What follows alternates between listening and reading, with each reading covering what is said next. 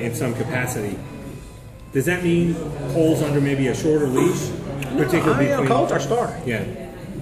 Cole's our starter. We're excited about Cole. We feel like Cole is going to, we have the best opportunity to win right now under Cole. We also got a really good guy behind him. Cole was really good behind Taj. Yeah. Cole got to play a lot too.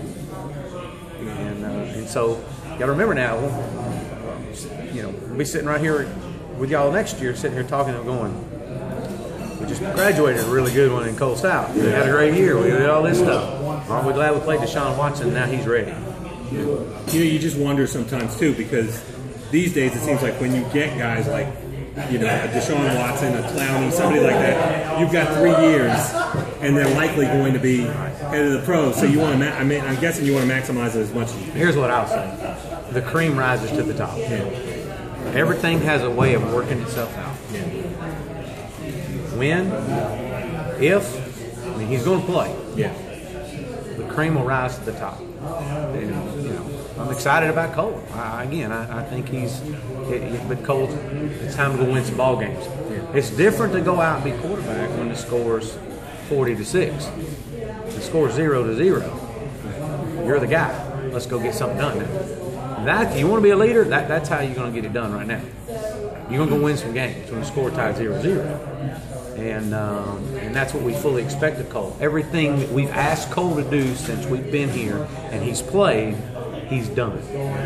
He's one of the most, effective passers in college football. Last year, I think he had the highest completion percentage of anybody because he's aware and he knows how he remains calm. He operates a system. That's what he's got to do. We're not going to ask Cole Stout to go out and win the game for us. We are going to ask Cole Stout to go out and play within the system, play within the parameters, and execute what we've asked you to do. And then the wins and all that will take care of itself. Yeah.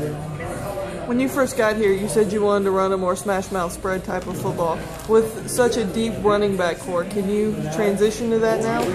I think so. I think, from a running back standpoint, I think we're as deep, depth-wise, and powerful as we've been since I've been here.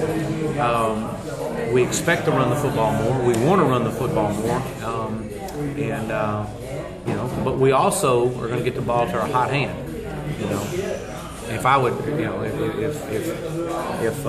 we'd have been running the ball more last year than we did pass it, people would be asking me, well, you had Taj Boyd and Sammy Watkins, how come you didn't throw it to them? How come you didn't throw it to Sammy? I've heard that, believe me. I've spoken several booster function. They want to know, how come we didn't run the ball more? Well, if we would have, people have been saying, how come you didn't throw it to Sammy? You didn't throw it to Sammy.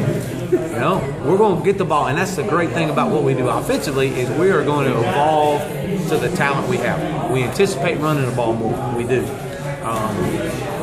But we also, if you'd have told me a year ago that Hot Rod McDowell would have been a 1,000-yard rusher, this time last year I'd have said, you're crazy.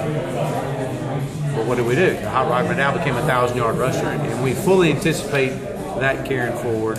We want to run the ball more, take a little bit more off the quarterback. So we'll see. I'm excited. Is it safe to say the strength of the offensive line, especially when looking at the run, is probably between your center and guards? Well, it's hard to say right now. There's just we've got some moving parts in there. They got to really materialize and really step forward. Got to have a great fall camp. They did good. Had a good spring, but we really got to push the envelope in fall camp and getting the continuity. I think continuity is going to be the big thing with those guys.